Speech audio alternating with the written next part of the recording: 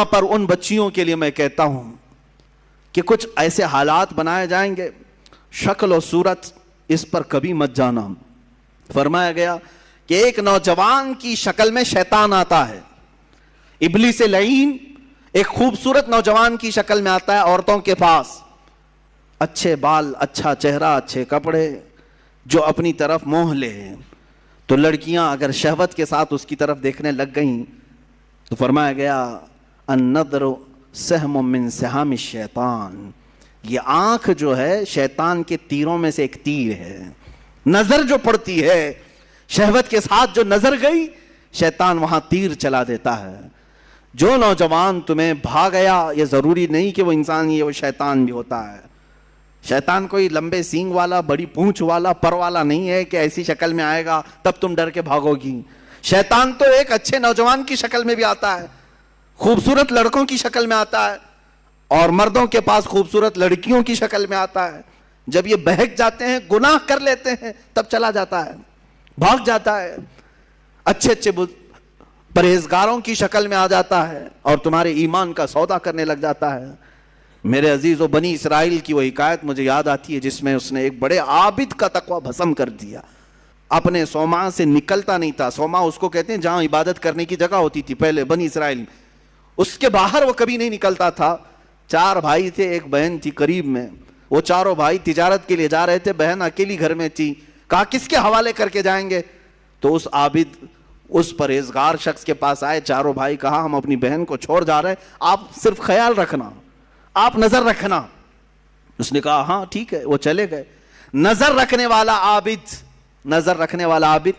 نکلتا نہیں تھا۔ ایک دن ایک بزرگ آئے، وہ بزرگ یہی ابلیس لعین ہے، آ کر کے اس نے دروازے پر کہا کہ تیرے بھروسے ایک نوجوان لڑکی کو چھوڑ گئے ہیں، وہ گھر میں بیچاری اکیلی پک رہی ہوتی ہے اور بہت زیادہ اکتا جاتی ہے، کبھی کبھار بات تو کر لو، سو خیریت تو پوچھو۔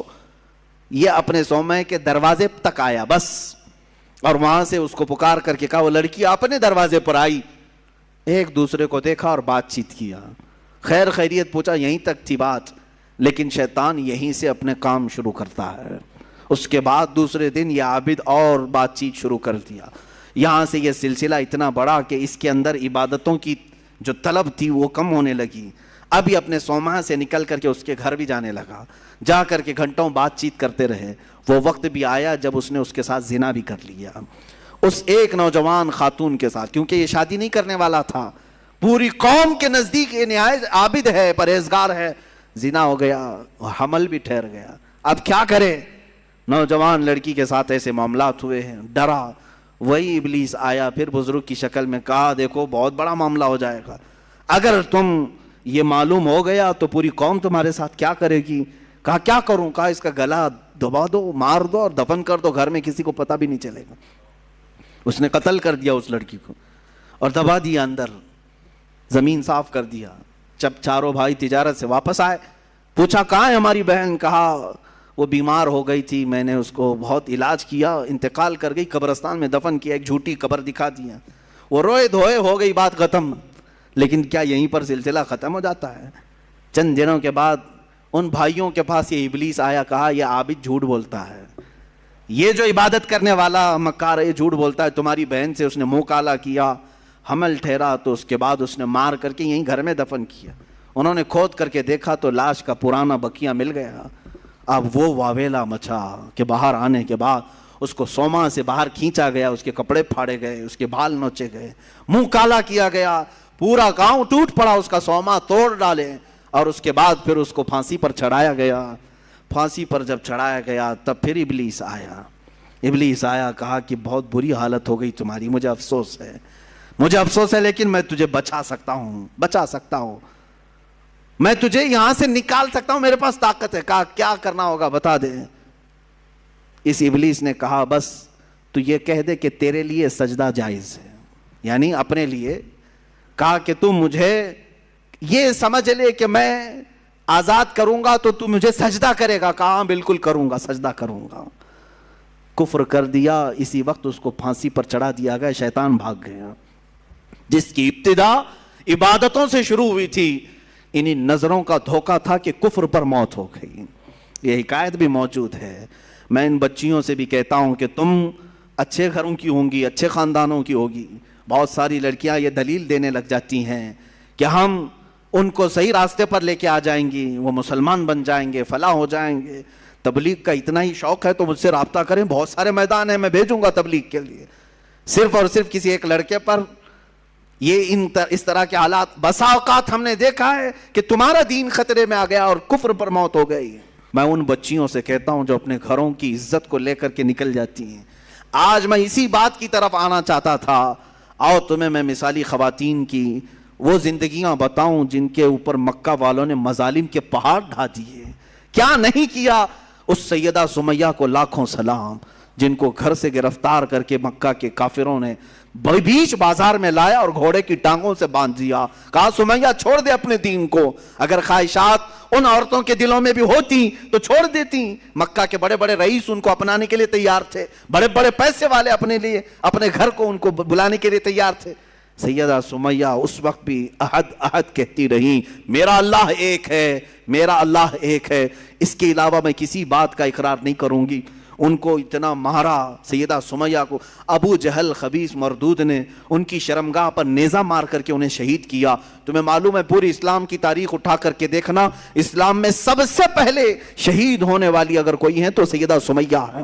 وہ عورت ہے جنہوں نے جان پیش کر دیا، دین نہیں دیا، دین نہیں بیچا. حضرت فقیہہ، حضرت نہدیہ، حضرت زنیرہ، یہ وہ صحابیات ہیں جو باندیاں تھیں یا غلام تھیں لیکن بہت ماری گئی ہیں، بہت تکلیف اٹھائی گئی. اب تک تم حضرت بلال حبشی کا ہی سنتے رہے نا، حضرت خباب کا سنتے رہے، حضرت نہدیہ کا سنو، حضرت زنیرہ کا سنو، حضرت فقیہہ. ایک ایسی صحابیاں ہیں جن کو خود حضرت عمر مارتے تھے ایمان لانے سے پہلے. اتنا مارتے تھے کہ تھک جاتے تھے اور بیٹھ کر کے کہتے کہ میں تجھے اس لیے نہیں چھوڑا ہوں کہ تجھ پر رحم آ گیا، اس لیے چھوڑا ہوں کہ میں تھک گیا ہوں. حضرت فقیہہ اس وقت بھی کہتی، عمر اگر تو ایمان نہیں لائے گا تو پھر تجھے ہر مار کے بدلے اللہ کی بارگاہ میں جواب دینا پڑے گا، اور اگر تو ایمان لے آتا ہے تو یہ مجھ پر جتنے مار مارا ہے سب معاف ہو جائیں گے. اس وقت کہتی تھی حضرت فقیہہ، کون عورت ہے جو مار کھانے کے بعد یہ کہے کہ تو ایمان لے آ جا؟ کون ہے؟ یہ ایک باندی تھی حضرت فقیہہ. حضرت زنیرہ ایک صحابی ایسی ہیں مکہ کی، انہوں نے حضور پاک صلی اللہ تعالیٰ علیہ وسلم پر ایمان لانے کے بعد مکہ والوں نے اتنے تانے دیے ان کو، اتنے تانے دیے. ایک وقت ایسا بھی آیا کہ بیمار ہو کر کے ان کی آنکھیں چلی گئیں. اب تانے دینے والوں کو اور بڑا موقع ملا. پورے مکہ والے یہ کہنے لگے، زنیرہ دیکھو لات و حبل اور عزا جو ہمارے خدا ہیں، انہوں نے تجھے وہ کیا کہتے ہیں شناپ دے دیا. یہ لوگ کہتے ہیں شراب دے دیا، جس طرح سے بھی کہتے ہیں کہ بددعا لگ گئی ہمارے خداؤں کی تجھے، تیری آنکھیں چلی گئی.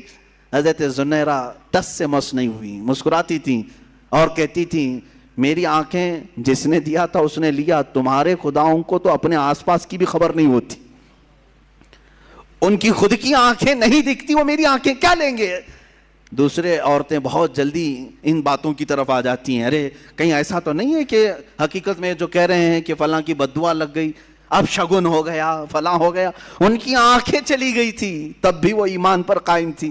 یہاں بچے رونے لگ جائیں، 3-4 دن ستانے لگ جائیں تو آ جاتے ہیں. کہا کہ حضرت ہم نے سنا ہے کہ اس کا نام کوئی سخت ہو گیا ہے، اس کی وجہ سے یہ ایسا ستا رہا ہے، پریشان کر رہا ہے. پوچھا نام کیا ہے؟ کہا حسین ہے. کوئی سخت نام ہے؟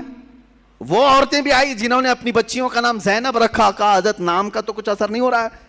معاذ اللہ رب العالمین، اسلامی نام رکھے ہو، انت وشواس کہاں سے تمہارے اندر آیا ہے؟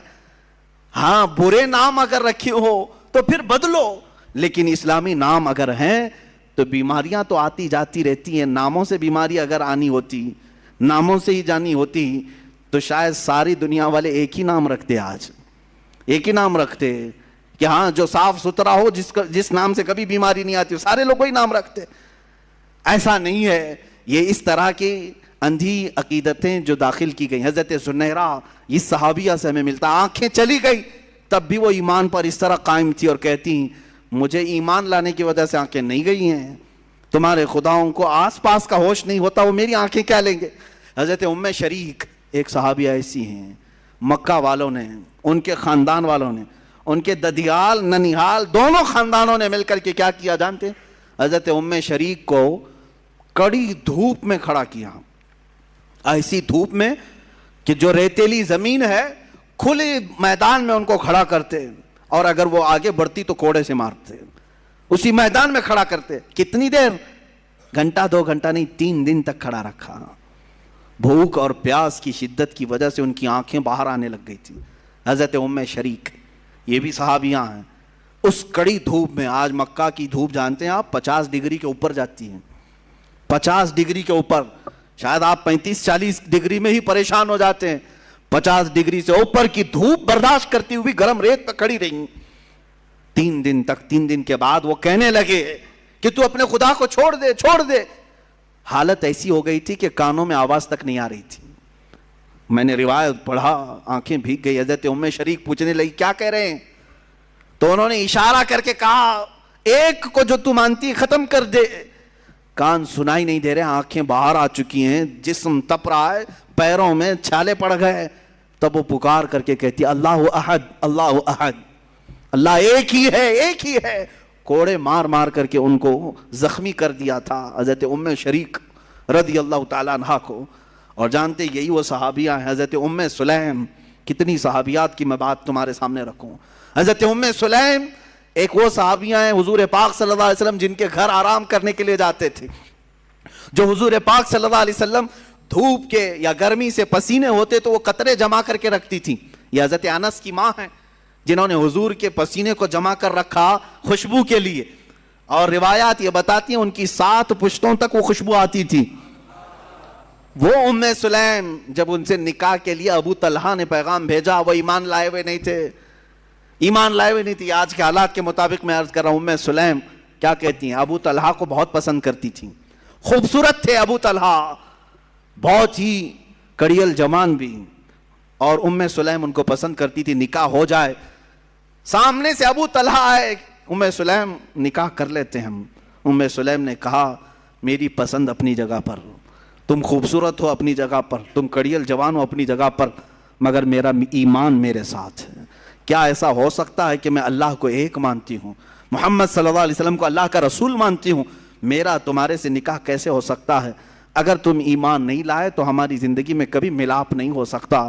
حضرت ام سلیم کی دعوت پر حضرت ابو طلحہ ایمان لائے، اور ایمان لائے تو صرف نکاح کے لیے نہیں لائے، حضور کے جانثار بن گئے اور عشرہ مبشرہ صحابہ میں داخل ہوئے۔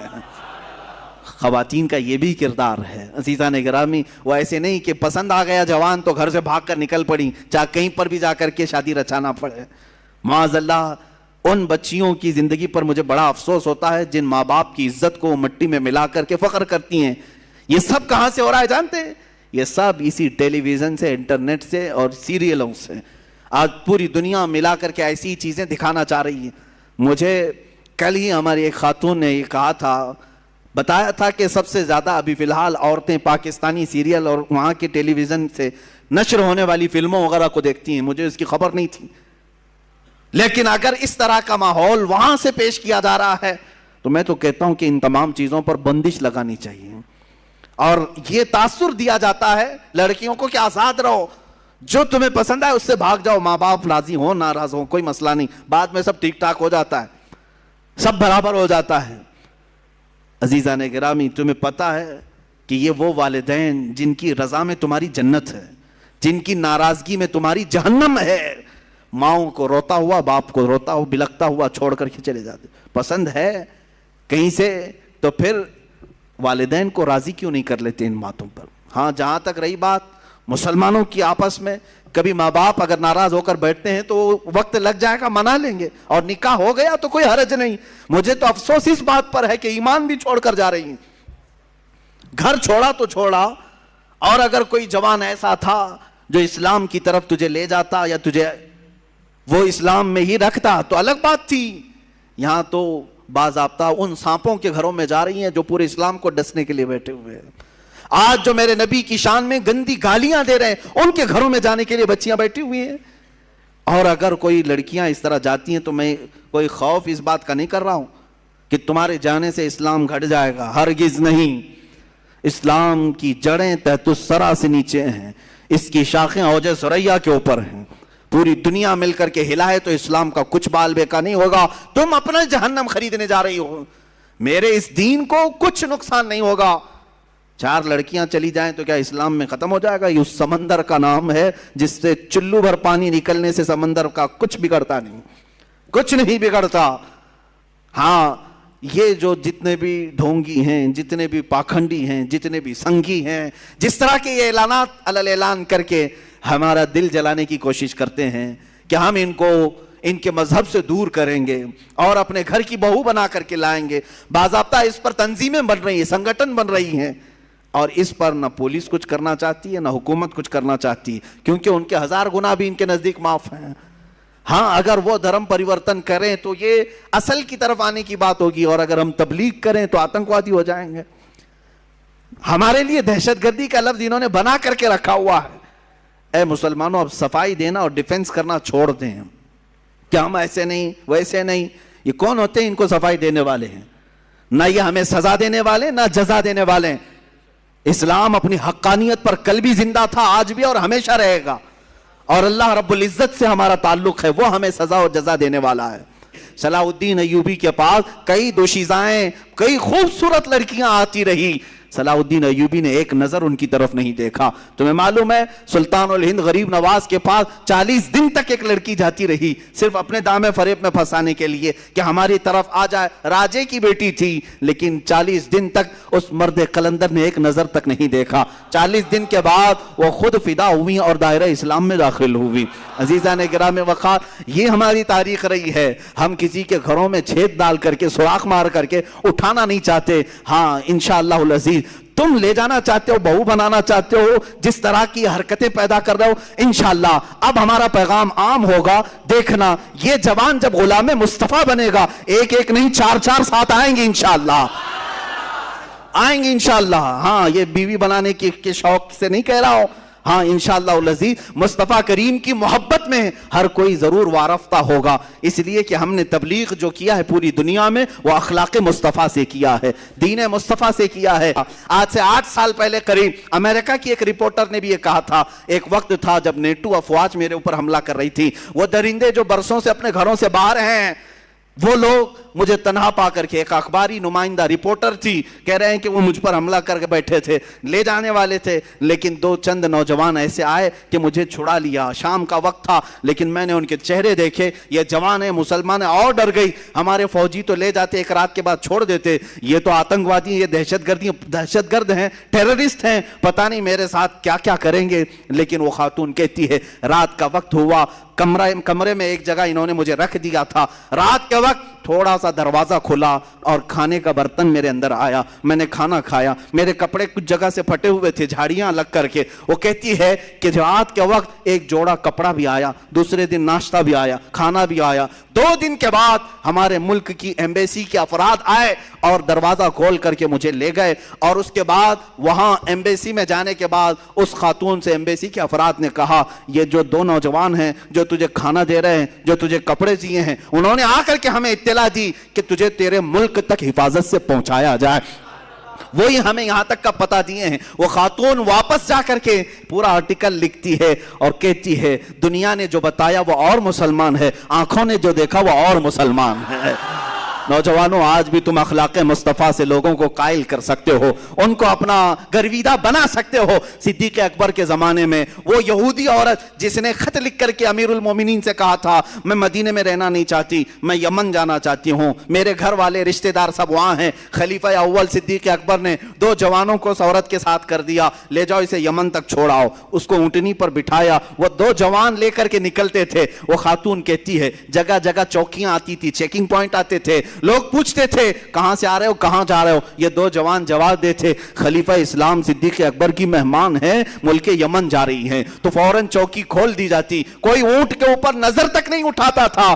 پورے یمن پہنچ گئی. وہ کہتی ہے خاتون یہودی عورت کہ پورے سفر ساتھ رہنے والے 2 جوانوں نے سر اٹھا کر میری طرف دیکھا نہیں. پہنچی وہاں پر تو اپنے پورے خاندان والوں کو بلایا اور سب رشتہ داروں کو جمع کر کے کہتی ہے اے میرے عزیزو, تمہاری وجہ سے میں مدینہ چھوڑ کر کے آئی, اب تم سب کے سب گواہ ہو جاؤ, میں اسلام لاتی ہوں, مدینہ واپس جاتی ہوں.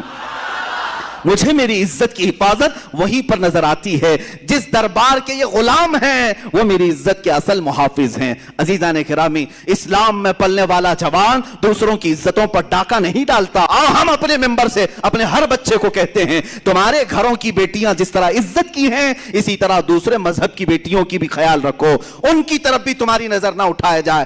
آج تک آپ نے کسی عالم سے سنا، کسی ممبر سے سنا کہ ہم نے آپ کو کہا ہے جاؤ لے آؤ 2 لاکھ دے دیں گے، 5 لاکھ دے دیں گے؟ ہم تو یہاں منع کرتے ہیں. کیا تمہارے پاس کمی ہے خواتین اسلام کی؟ تمہارے گھروں میں تمہارے بچوں کی ماں بنے تو وہ عورت بنے جس نے قال اللہ اور قال الرسول کہا ہے، محبت مصطفیٰ کے نغمے سنائے ہیں. کبھی بچوں کو سلائے تو فاطمہ کے نغمے سلائے. عزیزان گرامی، ہم اپنے جوانوں کو تربیت اس طرح کی نہیں دیتے کہ اٹھا لاؤ، بھگا لاؤ، لے جاؤ. یہاں سنگٹنیں بن رہی ہیں. تم اپنے کردار سے یہ بتانا چاہ رہے ہو، پوری دنیا دیکھ رہی ہے کہ تم جس طرح کی پرورش پائے ہو صرف لوٹ مار، قتل و غارت. میرے عزیزو، یہ حالات جو آج بنے میں آپ کو بتاتا ہوں کیوں.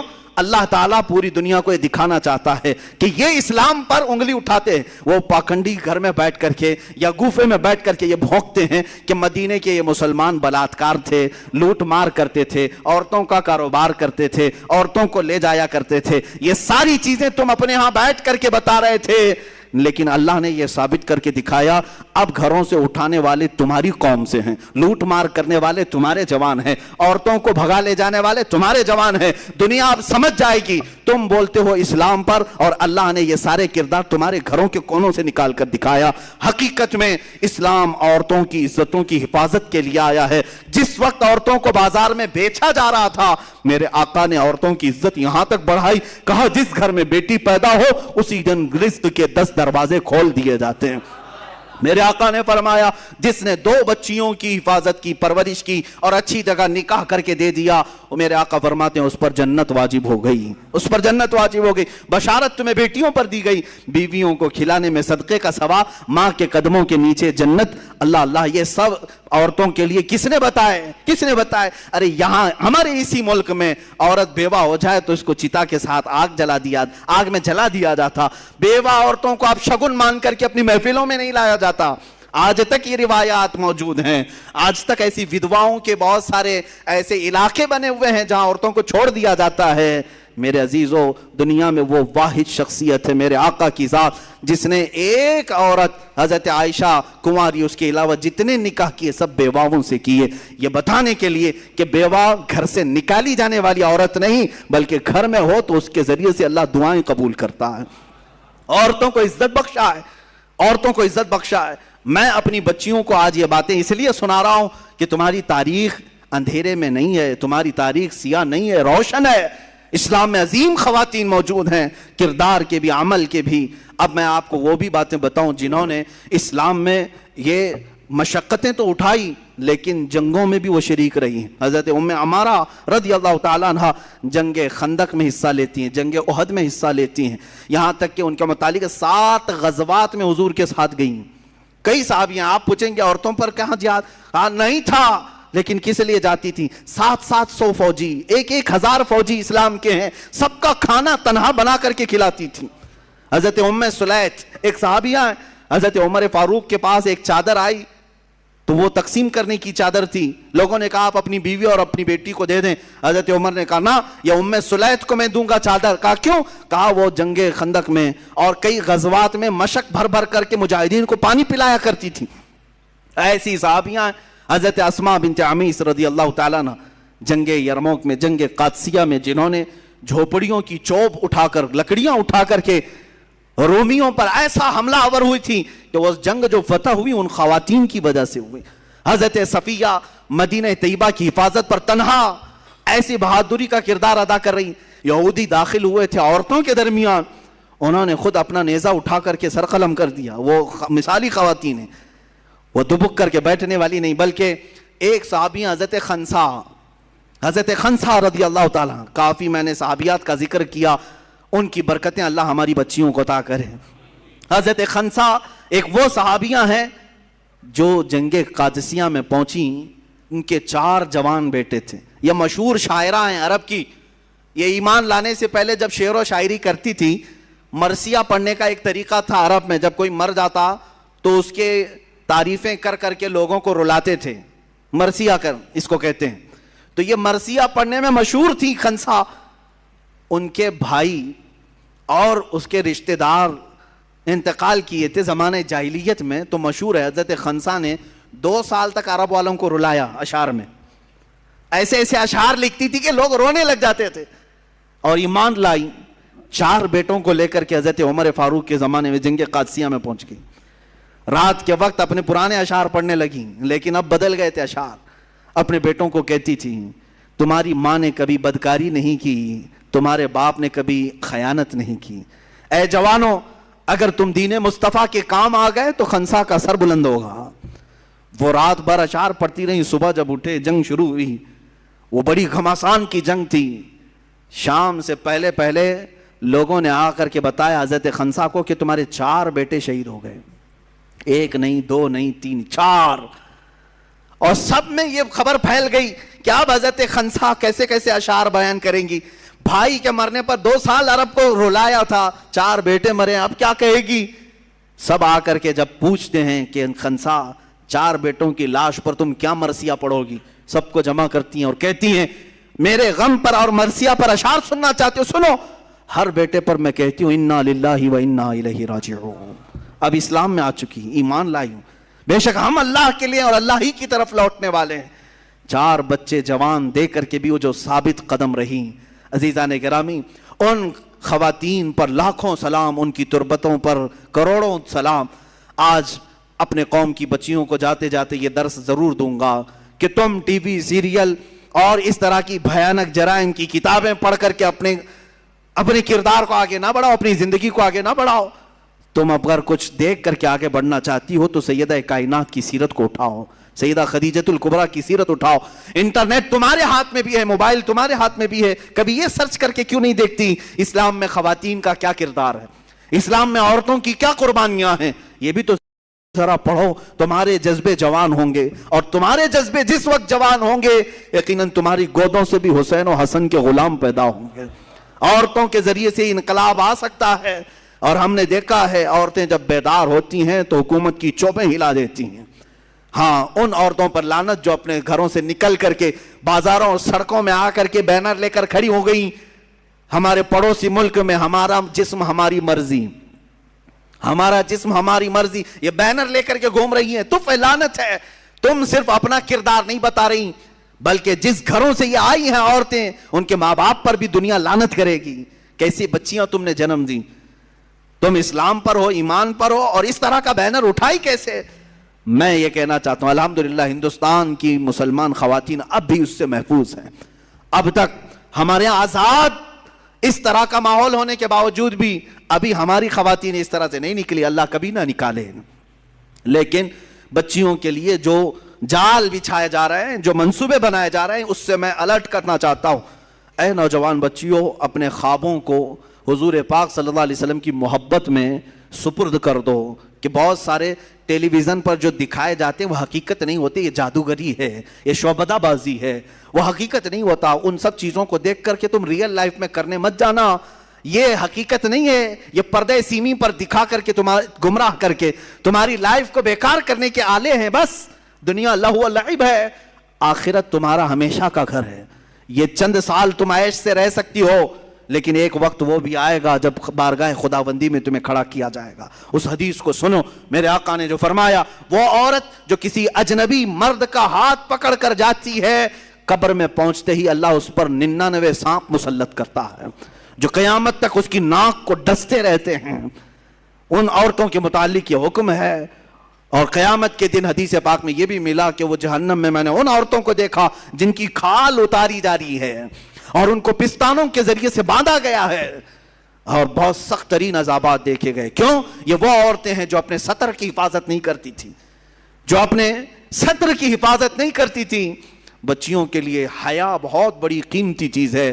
اگر تم حیا کے ساتھ رہی تو دنیا میں بھی عزت ہے، آخرت میں بھی عزت ہے۔ جس دن تمہارا حیا کا پردہ نکل گیا، برکت گھر سے نکل جائے گی۔ اور حیا کا پردہ ہے تو میں جوانوں سے کہتا ہوں، اگر کسی کی ماں پردے والی ہے تو تم کیا کرو جانتے ہو؟ جاؤ اپنی ماں کے اسی آنچل کو پکڑ کر کے اللہ سے بھیک مانگو، دیکھو اللہ کتنی جلدی دعا قبول کرتا ہے۔ دلی کی سرزمین پر ایک بزرگ نے اپنی ماں کا آنچل پکڑ کر کے بارش مانگی تھی، چند منٹوں میں پورے آسمان پر گرجدار بارش شروع ہو گئی۔ انہوں نے کہا میری ماں وہ ہے جس نے کبھی بے پردگی نہیں کی، اور میرا یقین ہے کہ اس کے پردے میں اللہ اتنی تاثیر عطا کیا ہے کہ دعا کروں گا تو اللہ قبول فرمائے گا۔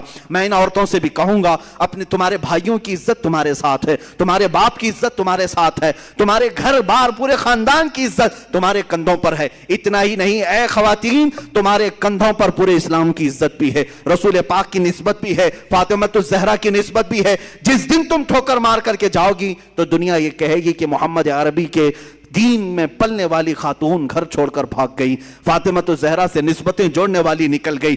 تم ان کی عزتوں کا خیال کرو، ان قریب اللہ تمہارے لیے کشادگی عطا کرے گا اور جنت کے دروازے تمہارے انتظار میں۔ مولا ہم سب کو نیک و صالح زندگی عطا فرمائے، ہمارے گھروں کی بچیوں کو سیدہ کائنات فاطمہ الزہرا کا کردار عطا فرمائے، ان کے جھرمٹ میں جگہ عطا فرمائے۔ وآخر دعوانا ان الحمدللہ رب العالمین۔